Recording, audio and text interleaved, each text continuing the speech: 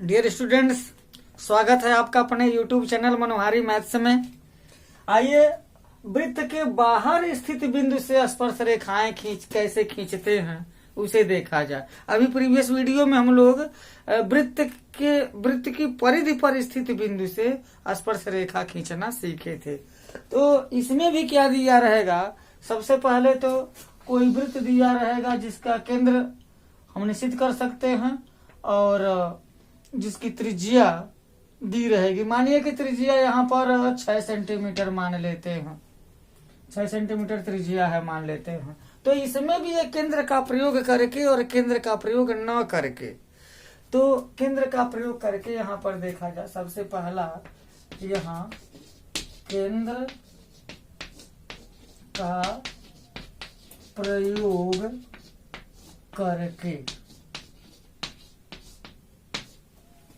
वृत्त के बाहर स्थित बिंदु से स्पर्श रेखा खींचना है केंद्र का प्रयोग करके। तो सबसे पहले क्या करते हैं, यहाँ पर केंद्र दो चीज दिया रहेगा। एक तो त्रिज्या दी रहेगी, मान लीजिए कि 6 सेंटीमीटर दिया है, त्रिज्या मान लीजिए कि 6 सेंटीमीटर है। और जो बिंदु दिया रहेगा वृत्त के केंद्र से दूरी दी रहेगी।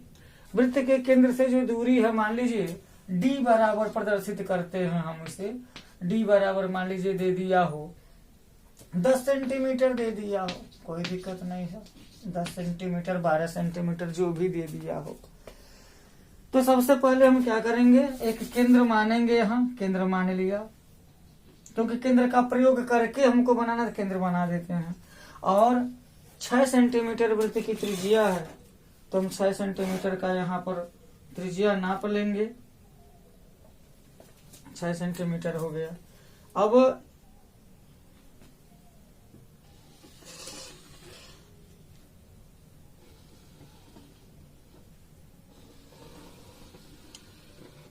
ओ केंद्र वाला 6 सेंटीमीटर त्रिज्या का एक वृत्त खींच दिया।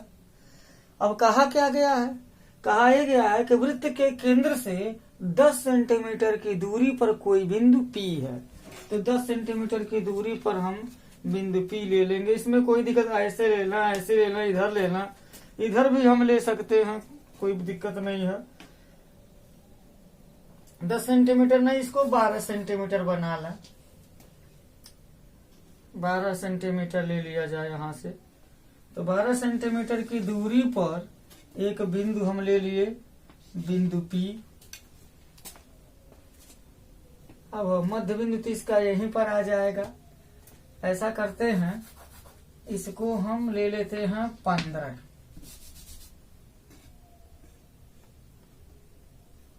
अब सही आ जाएगा, कोई दिक्कत नहीं है।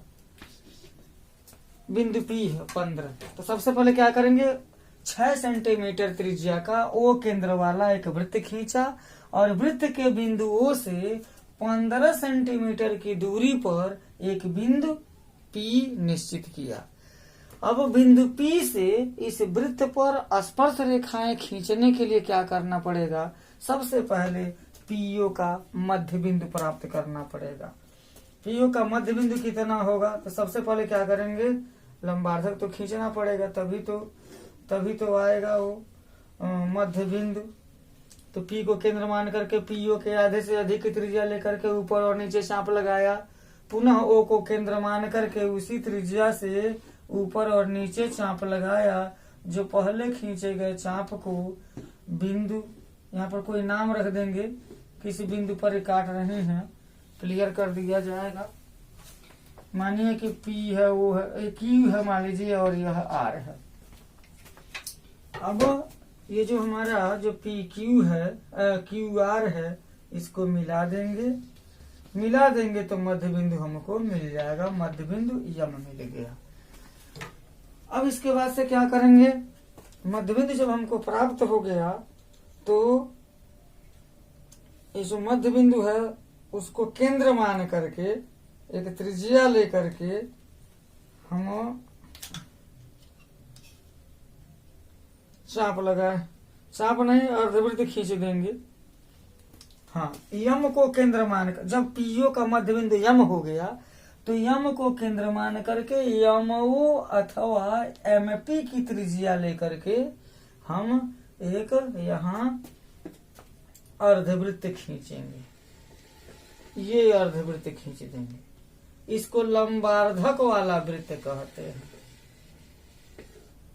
क्योंकि ये लंबार्धक खींचा था। पीओ का लंबार्धक खींच करके मध्य बिंदु प्राप्त किया था, यमओ अथवा यमपी की त्रिज्या लेकर के वृत्त पूरा किया। अब ये जो लंबार्धक वाला वृत्त है, मुख्य वृत्त को मानिए कि बिंदु ए और बिंदु बी पर काटते हैं। जब हमको बिंदु ए और बिंदु बी प्राप्त हो गया तो स्पर्श रेखा खींचना है। तो यहाँ पर पीए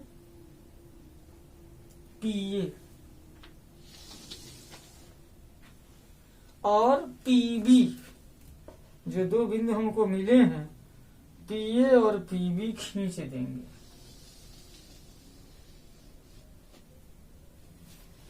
यही पीए और पीबी दिए हुए वृत्त की अभिष्ट स्पर्श रेखाएं होंगी। देखिए सबसे पहले क्या किया, बड़े जल्दीबाजी में कर सकते हैं। क्या करेंगे, वृत्त खींचा, केंद्र लिया, बिंदु P निश्चित कर लिया, उसके बाद से इसका लंबार्धक खींच दिया, उसके बाद से लंबार्धक वाला वृत्त खींच दिया, जिस बिंदु पर काटा उस बिंदु को मिला दिया, यही स्पर्श रेखा तैयार हो गई। रफ डायग्राम में ऐसे बना सकते हैं बहुत जल्दी। रचना लिखना रहेगा तो क्या करेंगे, सबसे पहले ओ केंद्र वाले 6 सेंटीमीटर त्रिज्या का वृत्त खींचा, पहला लाइन लिख दीजिए। दूसरा लाइन क्या करेंगे, बिंदुओं के ओ से 15 सेंटीमीटर की दूरी पर कोई बिंदु P लिया, ओपी को मिलाया, ओपी का मध्य बिंदु यम प्राप्त किया, यम को केंद्र मान करके, या ऐसे कहें यमओ की त्रिज्या या यमपी की त्रिज्या या पीओ को व्यास मान करके एक वृत्त खींचा, जो मुख्य वृत्त को बिंदुओं ए और बी पर काटती है। अब पीए और पीबी को मिलाया, यही अभिष्ट त्रिभुज हो गया। अब देखिए परीक्षा में रचना भी करने के लिए, रचना करने के लिए आता है, रचना लिखने के लिए आता है, और ये जो स्पर्श रेखा की लंबाई है उसकी गणना द्वारा जांच करने के लिए भी आ जाता है। गणना द्वारा जांच करके अपने उत्तर सत्यता की जांच कीजिए, उत्तर आपका सही है कि गलत है। तो प्यारे बच्चों वो भी देख लेते हैं। इधर यहाँ तक तो रचना हो गया। अब इसके आगे हम थोड़ा सा विचार करेंगे कि क्या हमको अगर स्पर्श रेखा को मापने की बात आती है तो माप करके तो हम लिख लेंगे। मापने की बात क्या है, P से लेकर के A तक, इधर नहीं नापेंगे, ये तो सब बेकार है। यहाँ पर जो PA और PB यही स्पर्श रेखा की लंबाई हो जाएगी, तो नाप करके देख लेंगे। और उसके बाद से चेक करना होगा हमको, तो क्या करेंगे, यहाँ ध्यान दीजिएगा एक नियम है, आ जाता है, OA और OB को मिला दीजिए। OA और OB को मिला दीजिए। OA और OB को जब मिला देंगे तो एक यहाँ पर देखिए स्पर्श रेखा है, और ये देखिए ये त्रिज्या है, इस वृत्त की त्रिज्या है और यह स्पर्श रेखा है। तो त्रिज्या और स्पर्श रेखा के बीच में 90 डिग्री का कोण बनता है, और 90 डिग्री का कोण बनेगा तो यहाँ पर भी 90 डिग्री का कोण बनेगा। अब देखिए इस त्रिभुज में और इस त्रिभुज में देखेंगे तो क्या मिलेगा हमको, ये समकोण है। त्रिभुज APO, त्रिभुज APO और त्रिभुज APO और त्रिभुज BPO में क्या है, ये देखिए कोण 1, तो कोण 1 बराबर कोण 2, प्रत्येक 90 डिग्री हो जाएगा। उसके बाद से OP बराबर OP, देखिए किसी समकोण त्रिभुज के समकोण के सामने की भुजा कर्ण कहलाती है, और ये कर्ण जो OP है या PO त्रिभुज APO का भी है, त्रिभुज BPO का भी है। तो OP बराबर OP हो गया, उभयनिष्ठ हो गया। और देखिए AO बराबर BO हो जाएगा, AO बराबर BO। ये कहाँ से, AO बराबर BO कहाँ से, वृत्त की त्रिज्या है इसलिए बराबर हो जाएगी। वृत्त की त्रिज्याएं हर जगह बराबर होती हैं।